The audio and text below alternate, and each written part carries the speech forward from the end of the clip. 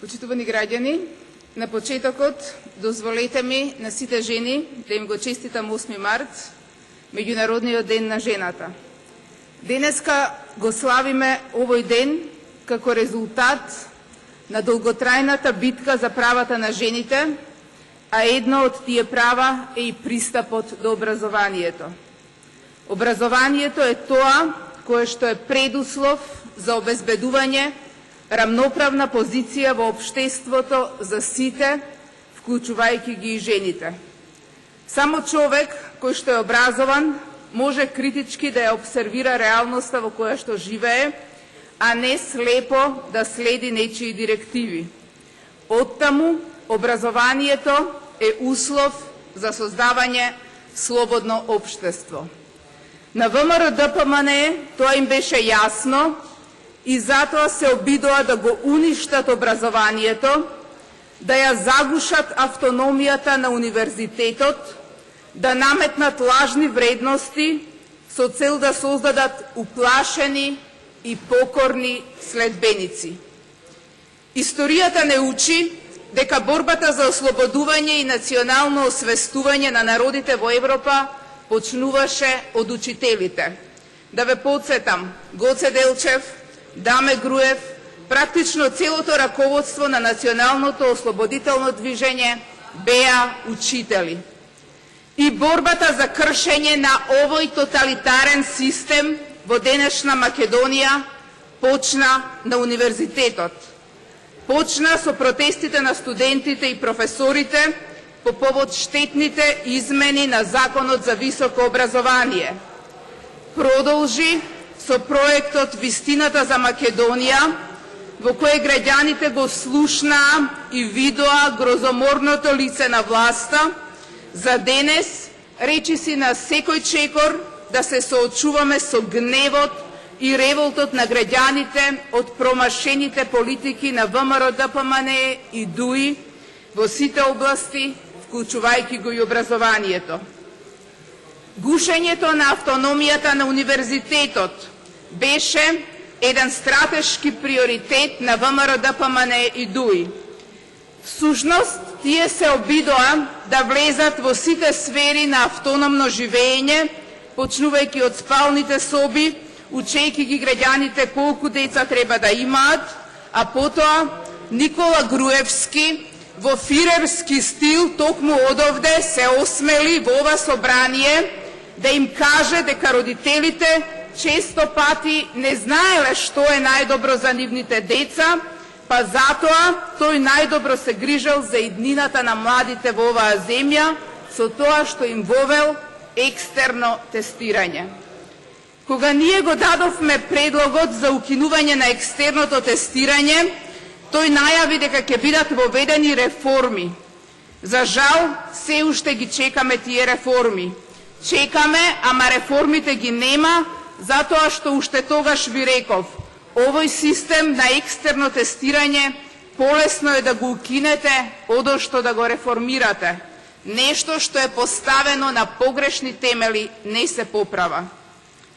Промашените образовни политики на вечните студенти од врвот на ВМРО ДПМНЕ, кои едва и ги стекнале своите дипломи, се провлекуваат од основното преку средното до високото образование и оставаат трајни последици за општеството.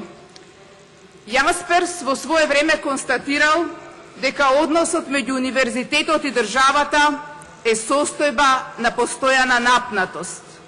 За жал, во Македонија, под власта на ВМРО ДПМНЕ, особено од 2011 до денес, односот меѓу универзитетот и државата е состојба на војна, состојба на окупација и состојба на узурпација. Но во земја во која нема поделба меѓу државата и партијата, упадот на државата во универзитетот значи упад на партијата на власт во универзитетот. И тоа се гледа на секој чекор. Наместо факултетите да се место за вработување на најдобрите студенти, ВМРО ДПМНЕ се обидува да ги вдоми своите партиски војници. За тоа да го оствари, го укина дури и условот доцентите да имаат просек од најмалку 8.00 на студии, па доживеавме луѓе без просек на студии да стануваат професори. И сега имаме ситуации некогашни студенти кои едва и научиле за шеска, да оценуваат дали некој знае за шеска, седмица, осмица, деветка или десетка. Катастрофа.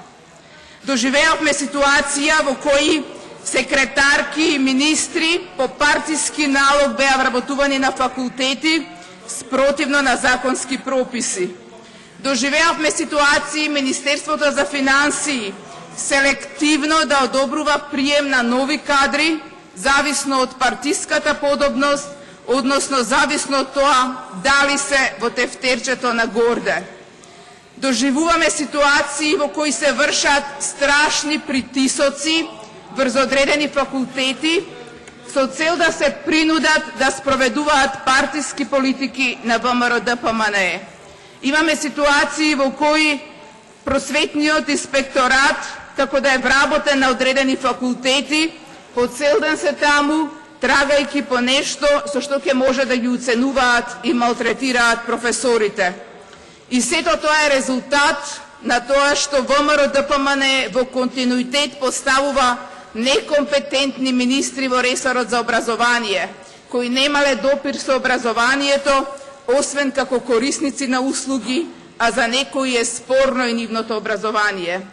Целта на ваквите министри е слепо да се спроведува политика која ќе создаде необразована нација со цел неписмените од раководството на ВМРО-ДПМНЕ да ги излечат своите комплекси стекнати во образовниот процес. И затоа професорите не се прашани за реформите во образованието, и затоа непотребно се исполитизира процесот на образованието, и затоа не се одвојуваат средства за наука. Ако споредите со други земји, во Македонија се издвојува помалку од 0,2% од БДП за наука, што е помалку од 15 пати помал износ од истиот во ЕУ. Затоа се превземаат проекти кои не користат на науката и образованието, туку нивна единствена цел е да се перат пари и да се одлеваат буџетски пари во приватни джебови. Еден од тие проекти ви е проектот на превод на 1000 книги. Целосно промашен превод, бидејќи книгите се неквалитетни и неупотребливи. Преводот е неразбирлив и личи на превод на Google Translate. Јас ви донесов неколку книги од правниот факултет кои што се доставени да се користат на литература и ќе ви прочитам една реченица. Доволно ја отсликува квалитетот на преводот. Принудената администрација на медицински третман во психијатриска клиника го нарушува правото на почит на приватниот живот на засегната страна и државата не успеа во својата позитивна обврска да обезбеди соодветна заштита на физички интегритет на лице во став на ранливост, не остварувајќи ја контролата на собственост врз приватната клиника во прашање. Ништо не значи оваа реченица. Оваа книга се само фрлени пари, прелеани во приватен джеб, потрошени тони хартија, без никаква употребна вредност. Подобро да беа набавени оригинали кои што ќе ги читаат студентите на англиски јазик, одошто да правите неквалитетни преводи. Преводите се хаос, како што ви е хаос избирачкиот список со кој што секојдневно се соочуваме. Или друг пример, приватно решавање на спорови во меѓународен бизнис, студија за проучување поединечни случаи и интерактивен DVD-ROM. Нигде го нема DVD-ROM-от, а без тоа книгата е неупотреблива. Еве ви го оригиналот, еве ви го DVD-ROM-от и тоа е тоа што може да се користи. Вака имате само безвредно парче хартија, бидејќи студентите треба да го видат DVD-то, да може да ги коментираат случаите. Затоа, почитувани граѓани, промените кои почнаа со студентските протести, а на кои што им се придружија професорите, се незапирлив процес.